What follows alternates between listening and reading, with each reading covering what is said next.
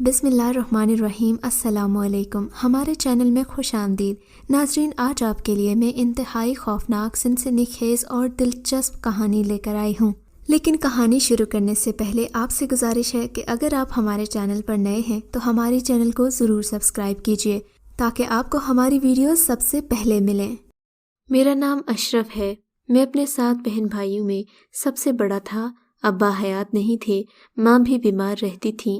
میں پڑھا لکھا بھی نہیں تھا اور میری کوئی پکی نوکری بھی نہیں تھی، بس کبھی کوئی کام آتا تو کبھی کوئی اور۔ گھر کے خرچ اسی طرح چلاتا رہا۔ ایک بار گھر میں جلانے کی لکڑی ختم ہو گئی۔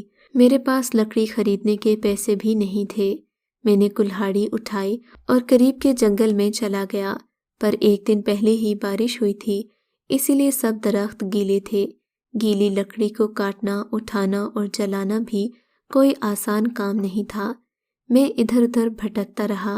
دل ہی دل میں یہ سوچ رہا تھا کہ اگر آج لکڑی لے کر نہیں گیا تو گھر کا چولہا کیسے چلے گا۔ اب تو گھر میں کوئی ایسی چیز بھی نہیں بچی تھی جسے جلا ہی لیتے۔ میں اپنی بے بسی پر رونے لگا۔ پھر اچانک میری نظروں نے کچھ دیکھا تو میں حیران رہ گیا۔ بلا شبہ یہ اللہ کی طرف سے مدد تھی۔ یہ کل 7 درخت تھے جو بالکل خشک اور پتوں سے خالی تھے، ایک قطار میں لگے ہوئے تھے اور دیکھنے میں کافی پرانے معلوم ہوتے تھے۔ میں نے اللہ کا شکر ادا کیا اور جلدی میں ایک ایک کر کے وہ 7 کے 7 درخت کاٹ ڈالے۔ قسمت سے مجھے ایک گھوڑا گاڑی والا بھی مل گیا۔ میں نے اس کے ساتھ سودا کیا کہ ایک درخت تم اپنے گھر لے جانا، باقی میرے گھر تک پہنچا دینا۔ اس نے میری بات مان لی۔ جب میں ایسے سرد اور بارش والے موسم میں 2 سے 3 ماہ کے لیے خشک لکڑی لے کر گھر میں داخل ہوا تو میری ماں اور بہن بھائی بہت خوش ہوئے۔ اسی رات گاؤں کا ایک زمیندار میرے پاس آیا اور بولا، کچھ کاغذات شہر لے کر جانے ہیں، میں تمہیں کرایہ بھی دوں گا اور میری مزدوری بھی۔ میں مان گیا اور شام کو روانہ ہو گیا۔ اب سردی میں ٹرین کا سفر اور شہر جانا کوئی آسان کام نہیں تھا، پر میرے لیے صرف پیسوں کی بات تھی۔ میں شہر گیا، اس کی امانت صبح جگہ پر پہنچا دی۔ رات ہی کو واپس آنا میری مجبوری تھی، کیونکہ میرے پاس شہر میں رک جانے کے پیسے نہیں تھے۔ میں اپنے گاؤں واپس آیا، اسٹیشن پر اترا جہاں بلا کی سردی تھی، قہرا بھی پڑ رہا تھا۔ اسٹیشن پر صرف میں ہی اترا تھا، ہر طرف خاموشی تھی۔ جب ہوا کے ساتھ مجھے ایک آواز سنائی دی، یہ کسی کے رونے کی آواز تھی۔ کوئی بے بسی سے رو رہا تھا۔ یہ کسی لڑکی کی آواز تھی۔ میں آواز کی سمت تلاش کرنے لگا اور پھر دیکھا کہ وہ پلیٹ فارم کے آخری بینچ پر اپنے گھٹنوں پر سر رکھے رو رہی ہے۔ اس نے سفید کپڑے پہن رکھے ہیں اور اس کا چہرہ گویا اندھیرے میں بھی چمک رہا ہے۔ اس کے لمبے لمبے کالے سیاہ بال تھے اور نہایت ہی خوبصورت اور ریشمی تھے۔ میں اسے دیکھتے ہی کہیں کھو سا گیا۔ میں آگے بڑھا، اس سے سوال کیا کہ وہ کیوں رو رہی ہے۔ پہلے تو اس نے میری بات کا کوئی رد عمل نہیں دیا۔ پھر میں نے دوبارہ پوچھا، آپ کیوں رو رہی ہیں؟ کیا میں آپ کی کوئی مدد کر سکتا ہوں؟ اب وہ میری طرف متوجہ ہوئی۔ اس کی بڑی بڑی سبز آنکھیں بہت خوبصورت تھیں، چہرہ سفید اور گلابی، بہت ہی شاداب تھا۔ وہ ایک حسین لڑکی تھی۔ میں نے اس سے پوچھا کہ اسے کیا مسئلہ ہے، شاید میں اس کی مدد کر سکوں۔ کوئی میری مدد نہیں کر سکتا، اس نے اتنے یقین سے کہا کہ میں حیران رہ گیا۔ میں نے اس سے پوچھا کہ آخر ایسا بھی کیا ہے کہ آپ بتا نہیں سکتی، لیکن اس نے مجھے کوئی جواب نہیں دیا۔ میں نے کہا، اچھا جو بھی ہے، آپ یہاں نہ بیٹھیں، یہ جگہ آپ کے لیے محفوظ نہیں ہے۔ میں نے اس کو سمجھانے کی کوشش کی تھی۔ وہ اتنی خوبصورت تھی کہ اسے دیکھ کر مجھ جیسے انسان کا ایمان بھی ڈگمگا گیا۔ باقی زمانہ تو ویسے بھی بڑا ہی ظالم اور خراب تھا۔ اب وہ پریشان نظر آنے لگی، بولی، مجھے نہیں پتا میں کہاں جاؤں۔ اتنا کہہ کر وہ رونے لگی۔ میں نے کہا، آپ میرے ساتھ میرے گھر چلیں، میرے گھر میں میری ماں اور میری بہن بھائی بھی ہیں، وہاں آپ محفوظ ہیں۔ میں نے اسے تسلی دی۔ وہ میرے ساتھ جانے کے لیے اٹھ کھڑی ہوئی۔ اب میں نے اسے غور سے دیکھا۔ اس نے سفید رنگ کی ساڑھی پہن رکھی تھی جو اس کے پیروں سے نیچے تک پھیلی ہوئی تھی۔ جب اس نے مجھے کہا کہ چلیں تو میں چونک گیا۔ میں تو اس کے حسن میں کہیں کھو ہی گیا تھا۔ اس وقت ہمیں کوئی ٹانگا ملنے کے امکانات نہیں تھے، اسی لیے ہم میرے گھر کی طرف پیدل ہی چل پڑے۔ میں نے اس سے پوچھا کہ اس کے ساتھ کیا ہوا ہے۔ وہ کہنے لگی، میرے بابا اور چچا میں کئی سالوں سے زمینوں کے معاملات چل رہے تھے، فیصلہ ہمارے حق میں ہو گیا تو میرے چچا سے یہ بات برداشت نہیں ہوئی۔ انہوں نے رات کے وقت میرے ماں باپ پر حملہ کیا اور انہیں مار ڈالا۔ میں گھر سے بھاگ اٹھی۔ میں نے کہاں جانا تھا مجھے معلوم نہیں تھا، اسی لیے یوں ہی کسی انجان اسٹیشن پر اتر گئی۔ مجھے اس کی بات سن کر بہت افسوس ہوا۔ میں نے اسے تسلی تو دی، پر میری دی ہوئی تسلی بھی اس کے کام نہیں آئی۔ اس نے مجھ سے میرا نام پوچھا۔ میں نے اس سے نام پوچھا تو اس نے اپنا نام دیا بتایا۔ اتنے میں میرا گھر آ گیا۔ اماں نے دروازہ کھولا۔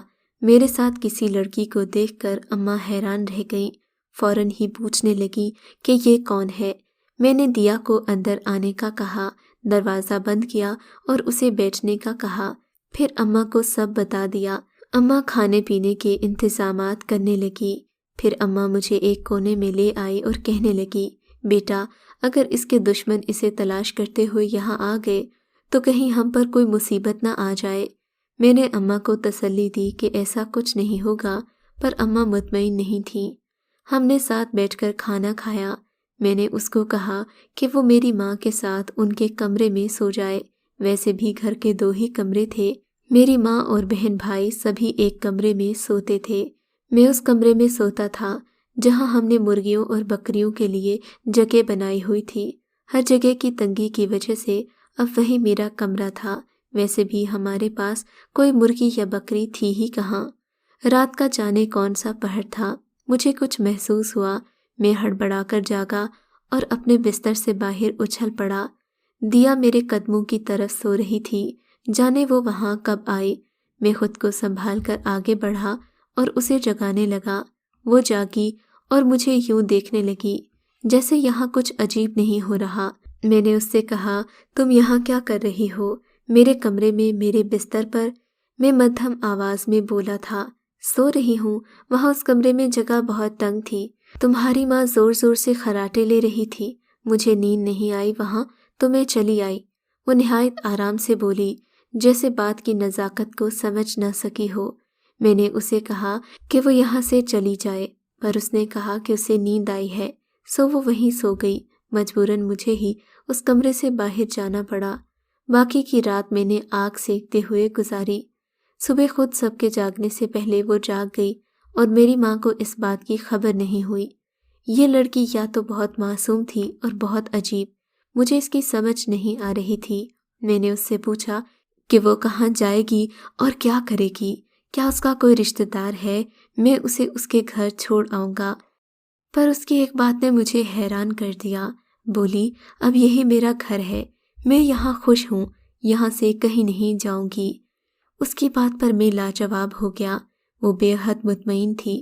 پھر وہ واقعی اس گھر کو اپنا گھر سمجھ کر میری ماں کے ساتھ رہنے لگی، گھر کے کام کرتی، کھانا پکاتی اور ماں کی مدد کرتی، سارے گھر کو صاف ستھرا رکھتی۔ ایک دن میں کام سے واپس آیا تو میری سب سے چھوٹی بہن زمین پر بیٹھی مٹی کے برتن بنا رہی تھی۔ اس کی عمر 5 سال تھی۔ دیا بھی اس کے ساتھ جا کر بیٹھ گئی، وہ دونوں کھیلنے لگیں۔ میں یہ منظر دیکھ کر خوش تھا کہ وہ میرے بہن بھائیوں کا خیال رکھتا ہے۔ پھر اچانک میری چھوٹی بہن بری طرح چلائی اور دیا سے دور ہٹ گئی، دور جا کر ماں کے گلے لگ گئی۔ دیا بھی ایسے ہی حیران تھی جیسے اسے کچھ سمجھ نہ آ رہا ہو۔ میری بہن بے ہوش ہو گئی تھی۔ حکیم بابا کے آنے تک وہ بخار سے تپ رہی تھی۔ ہم سبھی پریشان تھے۔ حکیم بابا نے کہا کہ وہ ڈر گئی ہے، پر یہ ڈر کس سے ہوا تھا ہم نہیں جانتے تھے۔ میں نے دیکھا تو دیا رو رہی تھی۔ ہم اس کی طرف متوجہ ہوئے۔ میں نے کہا، تم کیوں پریشان ہو؟ بولی، میں آپ کی بہن کے لیے پریشان ہوں۔ میں اس کی اس نرم دلی سے متاثر ہوا۔ میری بہن کو ہوش نہیں آ رہا تھا۔ ہم نے سب کچھ کر کے دیکھ لیا، پر سب کچھ بے سود ہی رہا۔ ماں نے کہا کہ میں مسجد والے مفتی صاحب کو بلاؤں گی، وہ اسے دم کریں گے تو اسے آرام آ جائے گا۔ میں نے انہیں بلایا، وہ بہت اللہ والے تھے۔ ان کا علم بہت وسیع تھا۔ گھر میں داخل ہوتے ہی وہ کچھ پریشان لگ رہے تھے۔ انہوں نے میری بہن کو دیکھا، اسے دم کیا اور کہا کہ وہ بہت جلد ٹھیک ہو جائے گی۔ پھر مجھے ایک کونے میں لے کر آئے اور بولے، بیٹا جتنی جلدی ہو سکے اپنے خاندان کو لے کر یہاں سے چلے جاؤ۔ میری بات سن رہے ہو نا؟ تم یہاں سے نکل جاؤ۔ وہ بہت ڈرے ہوئے لگ رہے تھے اور جلدی میں بھی تھے۔ ان کی بات سن کر میں حیران تھا کہ میں اچانک یہ گھر کیسے چھوڑ دوں۔ جواباً وہ کچھ بولنے ہی لگے تھے کہ اچانک دل پر ہاتھ رکھ کر کراہنے لگے۔ میں نے انہیں سنبھالا، پر ان کی طبیعت شاید بگڑ گئی تھی، انہیں دل کا دورہ پڑ گیا تھا۔ میں نے انہیں کسی طرح ان کے گھر چھوڑا اور رات تک وہیں ان کی تیمارداری کرتا رہا۔ مفتی صاحب اس دنیا میں نہیں رہے، پر جب واپس آیا تو خبر یہ ملی کہ میری بہن کو ہوش آ گیا ہے، لیکن اب وہ یہ بتانے سے قاصر تھی کہ اس کے ساتھ ہوا کیا ہے۔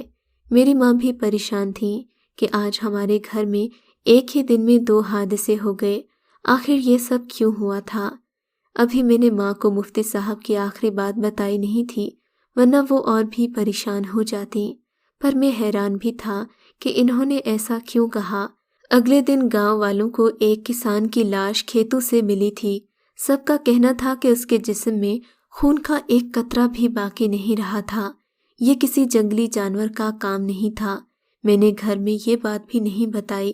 اگلے دن میں گھر واپس آیا تو گھر کا دروازہ پہلے سے ہی کھلا ہوا تھا۔ میں حیران تھا کہ آج سے پہلے تو ایسا کبھی نہیں ہوا۔ میں آگے بڑھا، خلاف معمول صحن میں کوئی نہیں تھا، جبکہ اس وقت میری ماں صحن میں بیٹھی روٹیاں بنا رہی ہوتی تھی۔ میرے بہن بھائی آپس میں کھیل رہے ہوتے تھے، پر آج وہاں ایسی خاموشی تھی جیسے وہاں کوئی نہیں تھا۔ میں نے اندر جا کر کمرے کا منظر دیکھا تو میرے پاؤں تلے سے زمین نکل گئی۔ میرے سارے بہن بھائی اور ماں بے ہوش پڑے تھے، ان کے چہرے نیلے ہو گئے تھے۔ میں ان کو جگانے لگا، وہ زندہ تو تھے پر انہیں ہوش نہیں تھا۔ میں بہت گھبرا گیا تھا، مجھے سمجھ میں نہیں آ رہا تھا کہ میں کیا کروں۔ اچانک کسی کی آواز نے مجھے چونکا دیا، یہ اب ہوش میں نہیں آئیں گے۔ میں نے پلٹ کر دیکھا تو وہ دیا تھی، پر آج وہ کچھ مختلف لگ رہی تھی۔ اس نے کالے کپڑے پہن رکھے تھے، آنکھیں ضرورت سے زیادہ چمک رہی تھیں اور اس کی مسکراہٹ کچھ عجیب سی لگ رہی تھی۔ میں اس سے پوچھنے لگا کہ انہیں کیا ہوا ہے، مجھے کچھ تو بتائے، کہ اچانک میری نظر اس کے قدموں کی جانب گئی۔ میری اوپر کی سانس اوپر اور نیچے کی نیچے رہ گئی، میرا وجود کانپنے لگا۔ اس نے بھی ایک نظر اپنے پیروں کو دیکھا اور پھر میری طرف مسکرا دی۔ اس کے پیر الٹے تھے، وہ ایک چڑیل تھی۔ میں ڈر گیا۔ ڈرو نہیں اشرف، میں تو یہاں اپنا بدلہ لینے آئی تھی۔ جو تم نے میرے ساتھ کیا وہی میں تمہارے ساتھ کرنے آئی تھی۔ یہ سب اب کچھ دیر کے مہمان ہیں۔ وہ ہنسنے لگی۔ کیسا بدلہ؟ میں نے تمہارے ساتھ کیا کیا تھا؟ میں تڑپ کر بولا، تم نے میرے خاندان کو مارا ہے۔ اس دن وہ 7 سوکھے درخت جو تم نے کاٹے تھے، ان درختوں پر میرا خاندان تھا اور تم نے ان سب کو مار ڈالا۔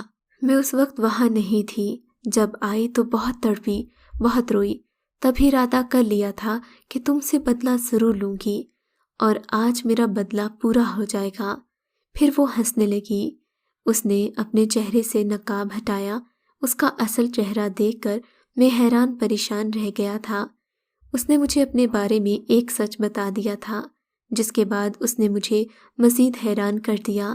پر عجیب بات یہ تھی کہ اب حیران ہونے کی باری میری تھی، کیونکہ میرے پاس اسے حیران کرنے کی بہت بڑی وجہ تھی، اتنی بڑی وجہ جس کے بارے میں وہ سوچ بھی نہیں سکتی تھی۔ میں نے اس کی فاتحانہ ہنسی دیکھتے ہوئے کہا، تمہیں کیا لگتا ہے میں تمہاری حقیقت نہیں جانتا تھا؟ خوبصورت لڑکیاں اسٹیشن پر اکیلی بیٹھی سب کو نہیں ملتی۔ میری بہن کی نظر تمہارے پیروں پر پڑی تھی، تبھی وہ ڈر گئی تھی۔ مفتی صاحب کو بھی تم ہی نے مارا تھا، غریب کسان کو بھی۔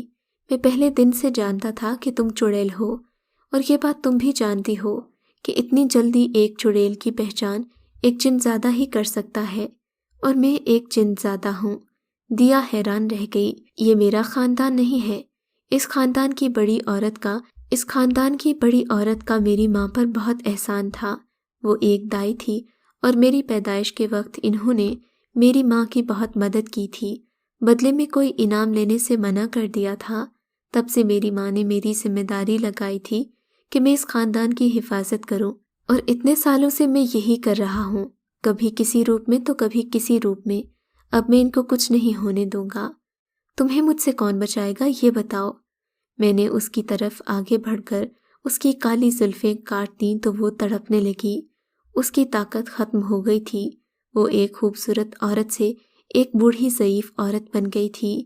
یہی اس کا اصل روپ تھا۔ اب وہ کسی کو نقصان نہیں پہنچا سکتی تھی۔ میں نے اسے اس کے حال پر چھوڑ دیا۔ ہم جن زادے کسی کا احسان نہیں بھولتے۔ میں نے سب کو بچا لیا اور آج بھی ان کی حفاظت کر رہا ہوں، ہمیشہ کرتا رہوں گا، کیونکہ یہ میری ماں کا حکم ہے۔ اگر آپ کو یہ کہانی اچھی لگی ہے تو اس ویڈیو کو لائک کیجیے، اور اس طرح کی مزید ویڈیوز دیکھنے کے لیے ہمارے چینل کو سبسکرائب کیجیے۔ اور ہاں، اگر آپ کی کسی دوست، رشتہ دار یا بہن کے ساتھ خدا نہ کرے ایسا کوئی واقعہ پیش آیا ہے تو ہمیں کامنٹ سیکشن میں اس کے بارے میں ضرور بتائیے۔